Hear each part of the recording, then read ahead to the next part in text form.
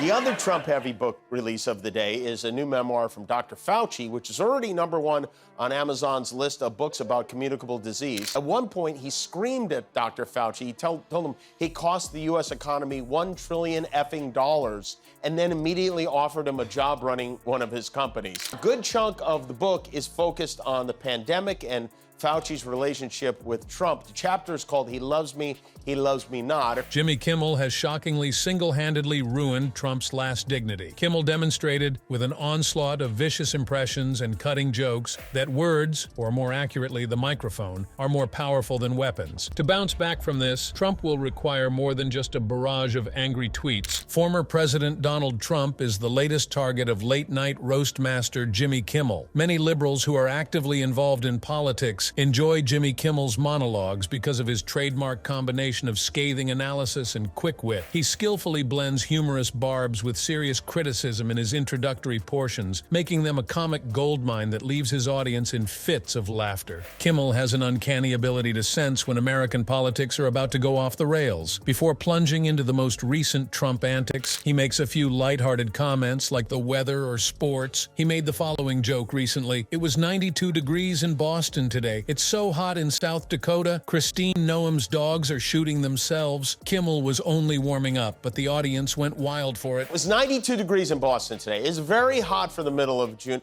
Around 150 million Americans are expected to experience temperatures above 90 degrees this week, thanks to what they call a heat dome. It'll be so hot in Maine this week, the lobsters will be getting in pots just to cool down. It's so hot in New York this week, the rats are wearing crop tops. So hot in South Dakota, Kristi Noem's dogs are shooting themselves. Kimmel is a skilled comedian when it involves skewering Trump. He perfects his punchlines over time. His delivery of satire about the former president's antics never fails to make his listeners laugh and nod along. Kimmel has no problem bringing attention to Trump's sex obsession with Deborah Messing and his wacky antics on The Apprentice. Watching it late at night is like taking in a political commentary, therapy session, and comedic roast all rolled into one. Kimmel has a talent for bringing attention to the absurdity of the Trump administration. Those who have had enough of the MAGA craziness can find relief in his speeches. Even Trump's cronies, such as Rudy Melting Waxwork Giuliani and the personification of corrupt nepotism, Don Jr., are targets of his criticism. Rudy Giuliani is still alive. He's somewhat conscious and defending his friend Donald Trump against the idea that he's losing it mentally. They say, Trump is becoming old and senile, and now Trump doesn't want to imitate him anymore. I don't care. You could say I'm old and senile, because I'm not. I am old, but I'm not senile. In denial about being senile. Rudy's not senile. He's perfectly fine. Flag Day today. Welcome to America's Mayor Live. Love the free and the brave.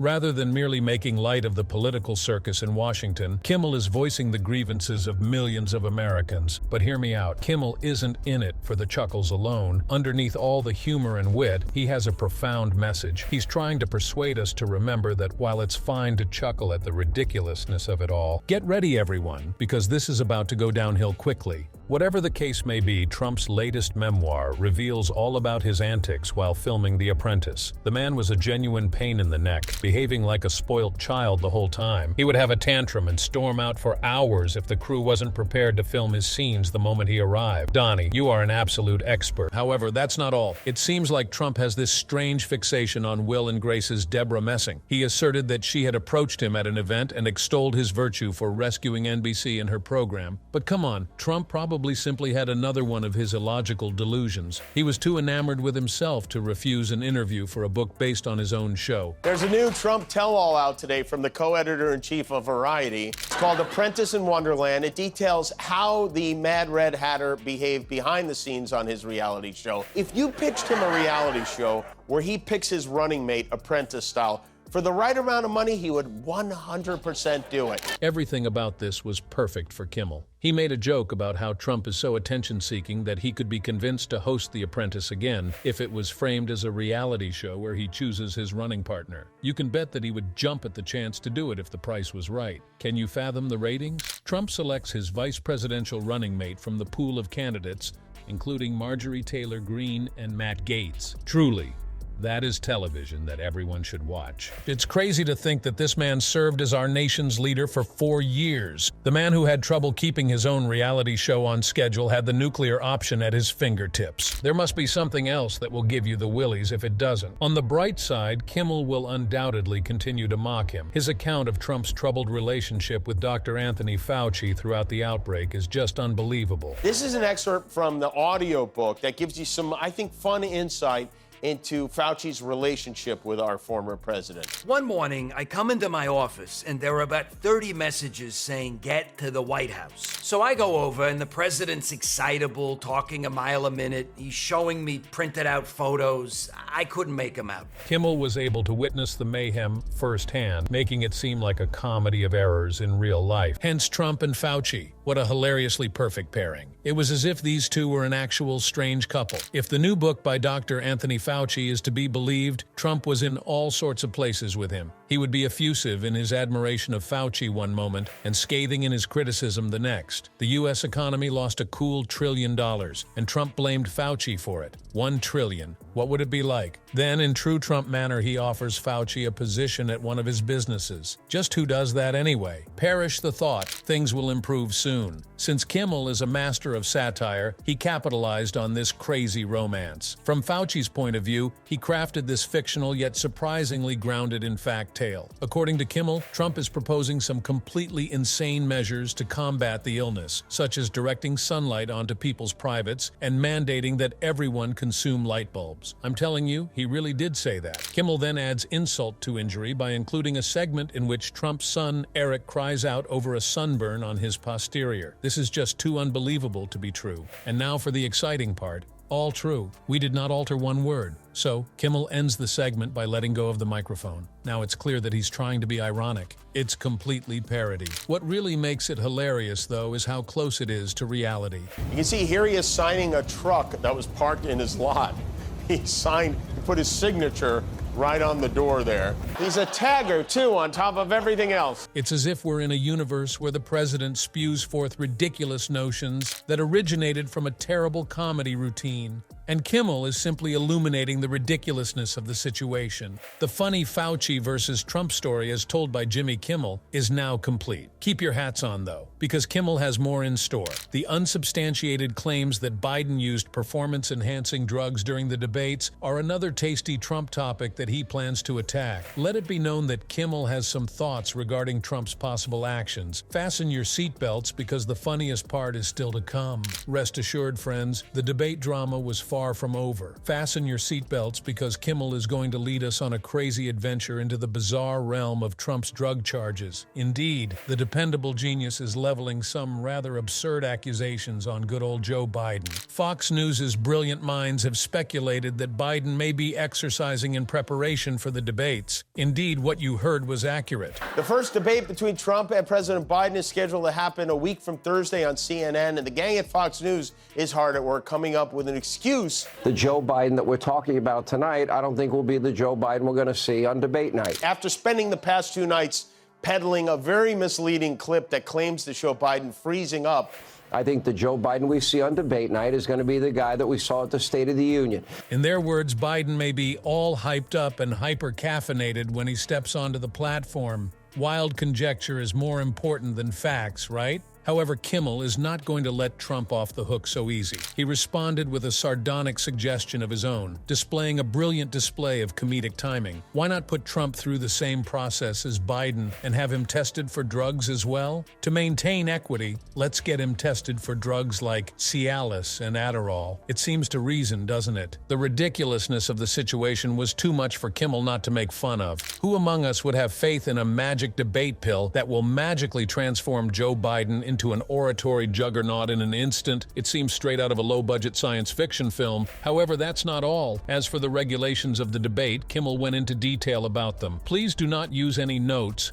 Quiet your microphones or gather a crowd. It seems like the makings of a polite debate, doesn't it? But Kimmel isn't convinced. In his humorous way, he suggested that CNN's Jake Tapper could use a tranquilizer dart to maintain order. Even more predictably for Trump, Kimmel brought up the hypocrisy of the ex-president consenting to these regulations. He will eventually start alleging that he was the victim of a conspiracy and start crying foul. Folks, this is a classic Trump maneuver. Although Kimmel's interpretation of the drug drama in the debate is amusing, it hardly scratches the surface of the Trump clan's comedy treasure trove. You won't want to miss Jimmy Kimmel's take on Rudy Giuliani and Don Jr.'s recent antics. They're likely to get in hot water. Kimmel continued his scathing criticism of Trump by going after the former president's inner circle. Due to his slip of the tongue, Don Jr. was mocked for referring to the AI chatbot as ChatGTP rather than ChatGPT. A list of people who passed away at the age of 62 was requested by Kimmel's team using the most recent version of ChatGTP, who couldn't help but poke fun. Serious false accusations have been made against persons by ChatGTP. What the f***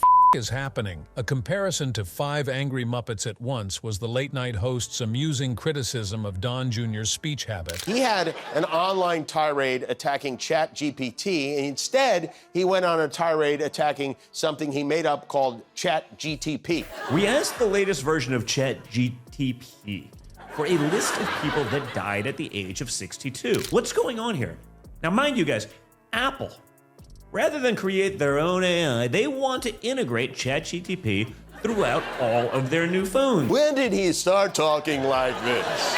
When did that? He sounds like 5 Angry Muppets at once. From Kermit to Scooter, it's like a whole spectrum. Trump allies weren't spared Kimmel's clever fury. Don Jr. wasn't the only one. Another target of Kimmel's scathing attacks was Rudy Giuliani, who had previously represented Trump in his personal law practice. They say, you know, Trump is becoming old and senile, and now Trump doesn't want to imitate him anymore, the comedian mockingly said, referencing Giuliani's alleged verbal and cognitive degeneration. You can call me old and senile all you want. I couldn't care less. Although I am getting on in years, I am not yet senile. Sounds like somebody's in denial about being senile, Kimmel said in a caustic manner in response to Giuliani's denial. And Rudy is doing really fine. He's not senile. But that wasn't all Kimmel had to say. Does he intend to mock the ludicrousness of current events by predicting the outcomes of the presidential debates? Another possibility is that he will shift his focus to more important matters, such as creating a phony airline advertisement to poke fun at Boeing's safety record. Without a doubt, Kimmel's humorous commentary is far from stopping down, and viewers can anticipate many more jokes against Trump and his supporters. The resident Trump roaster of late-night comedy, Jimmy Kimmel, recently attacked the forthcoming presidential debates, and boy,